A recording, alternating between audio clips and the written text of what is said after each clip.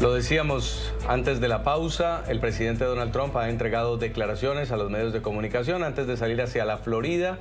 Los periodistas siempre pueden preguntarle al presidente Trump unas 2 o 3 cosas y una de las preguntas tuvo que ver con María Corina Machado y le dicen ¿por qué hacer alianza con Delcy Rodríguez y no con María Corina Machado? Y esto respondió.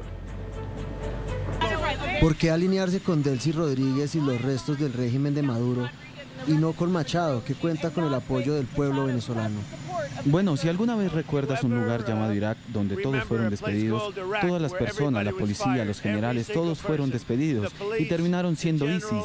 En lugar de ponerse manos a la obra, terminaron siendo ISIS. Así que eso es lo que recuerdo.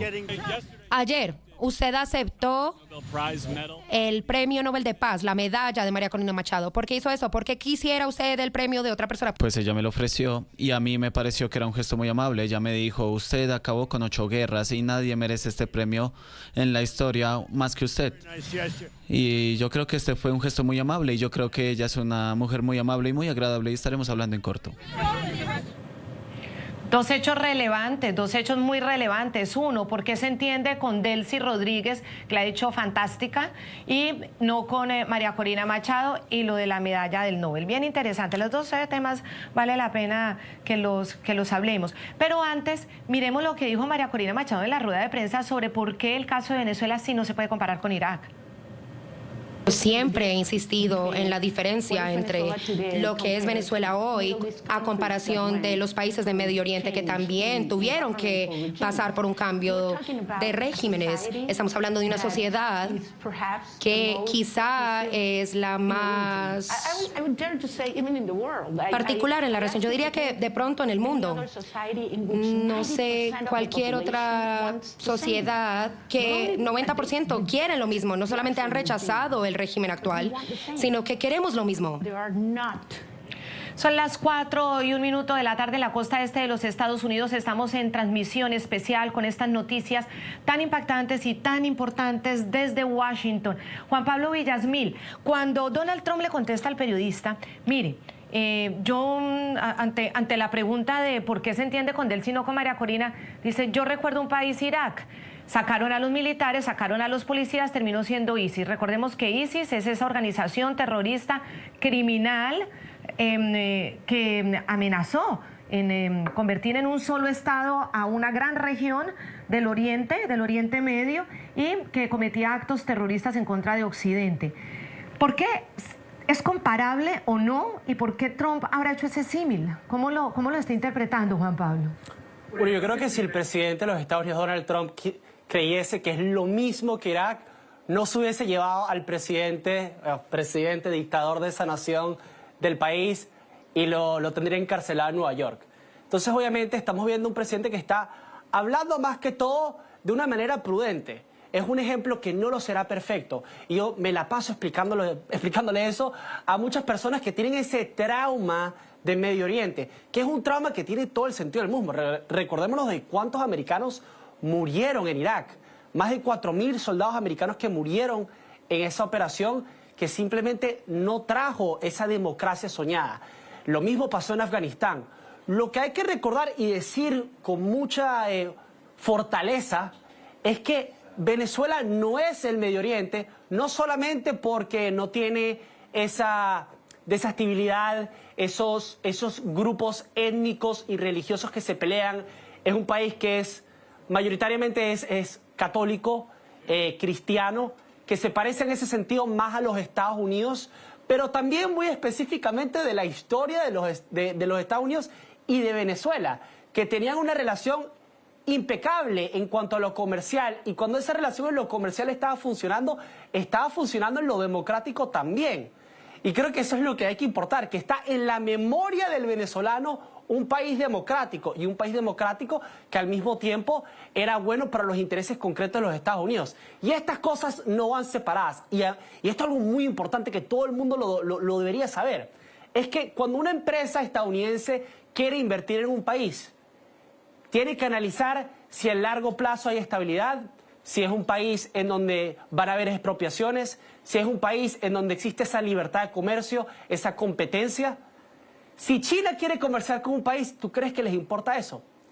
Cuando los Estados Unidos fue votado de Venezuela en el 2003, cuando Chávez agarra y vota 18.000 empleados de PDVSA y los reemplaza con personas altamente ideológicas, pero que no sabían nada de Excel y no sabían nada del petróleo, ¿qué hizo China? China llegó y dijo, mira, a nosotros no nos importa si su gente se está muriendo, a nosotros no nos importa si su industria no está creciendo, danos el petróleo y nosotros lo extraemos.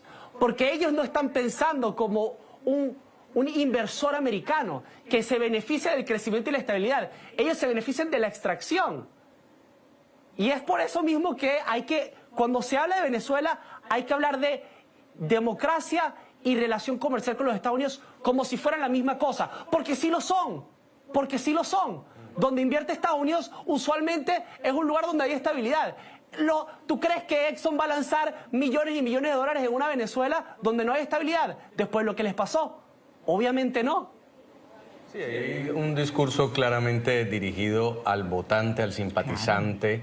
Donald Trump diciéndole a los estadounidenses, no me voy a equivocar como mis antecesores pudieron haberlo hecho en casos como en el de Irak.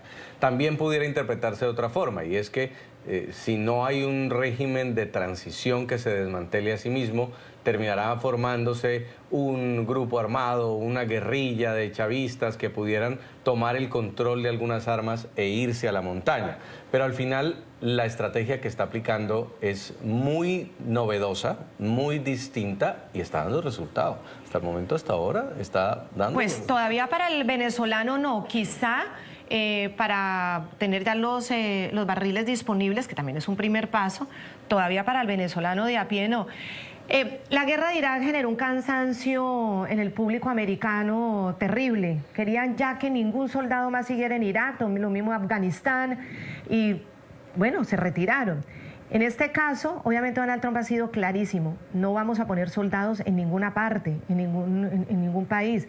Es más, parte del éxito de la operación de extracción es que no hubo un solo soldado dado de baja por parte de los Estados Unidos para evitar cualquier opinión en contra, al interior, al público, como muy bien lo dice Jason, es que él le tiene que hablar al público de él, no es al público latinoamericano ni venezolano.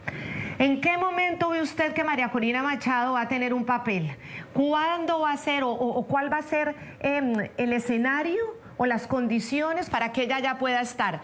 ¿Y qué piensa Juan Pablo de unas nuevas elecciones? Es decir, las del 28 de julio de 2024 fueron heroicas en medio de la represión, bueno, en medio de todas las dificultades, creativos con las Starlink, sacaron las actas, es decir, fue una hazaña nunca antes vista en el mundo, por eso tiene el Nobel.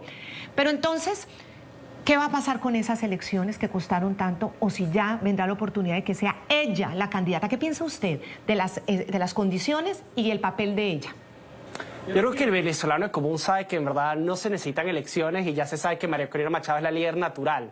Pero al mismo tiempo, una elección puede ser crucial para tener una expectativa, una fecha para esa transición, que es sumamente importante cuando se está hablando de un proceso de cambio.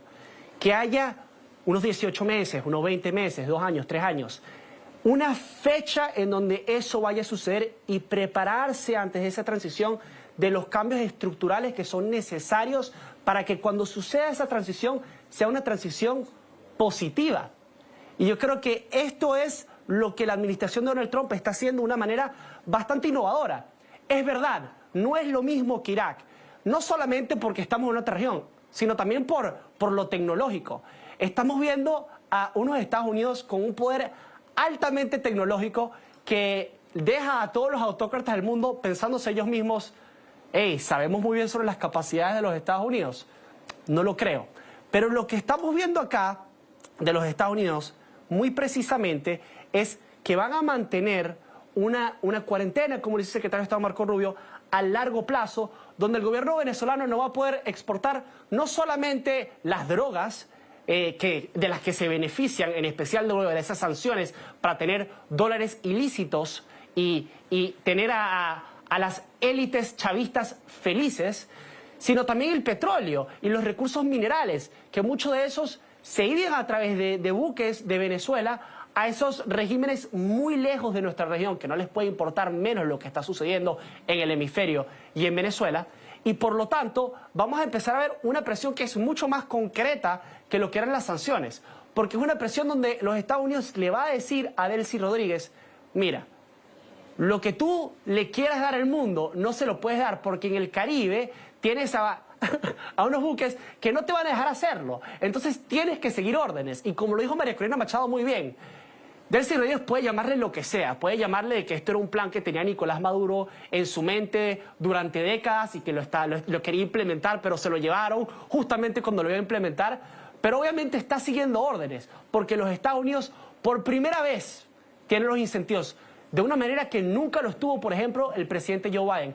Los Estados Unidos está diciendo, no pueden seguir gobernando como quieren gobernar sin nosotros, porque lo que los establece, lo que le da esa solidez, esa resiliencia el régimen, es el dinero. Y ese dinero no van a tener acceso a ese dinero si no trabajan con nosotros. Y si no quieren trabajar con nosotros como nosotros queremos que trabajen. Recuérdense lo que le pasó a Nicolás Maduro.